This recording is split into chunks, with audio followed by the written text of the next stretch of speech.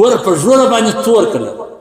یو خو برون کلر دی سور کلر دی بل کلر دی دا خو هر څوک لګولی شي که ځوان وي او که سپین ږیری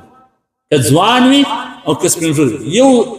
تور کلر چې دی د ځوان دپاره جایز دی د سپین ږیري دپاره نه دی جایز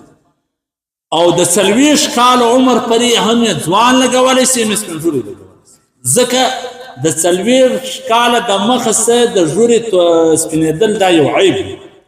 دا د عمر د لحاظ د دا عمر نه دی چې ویښته یې سپین وای لیکن دی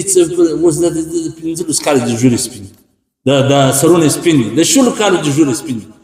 احسن فتاوا لیکلي دي چې دغه سپین ویښته کښل هم جایز دی او دغه سپین ویښته ته هر کلر ورکول هم جایز دی اوس چېرته ما دلته مسله وکړي مولوي صاحب ما ته وایي دغه په حدیث کې خو تخصیص د عمر نه دی راغلی او خو عام حکم دی مار ګوره ته به د شي علت معلومه یې چې دغه حدیث کې د دې منع ولې راغلی ان د ږیرې د تور د سور د رنګ څه فرق دی حالانکې د ږیرې کلر بدلول مستحب دی نبي علیه السلام باقاعده د ابوبکر صدیق رضی الله عنه چې دا کلر بدل کړ ته که سپینه ږیره نه چې سور کلر ولګو نفروز جوړ رنګ ولګو هر رنګ جایز دی مثلا د 40 کاله پورې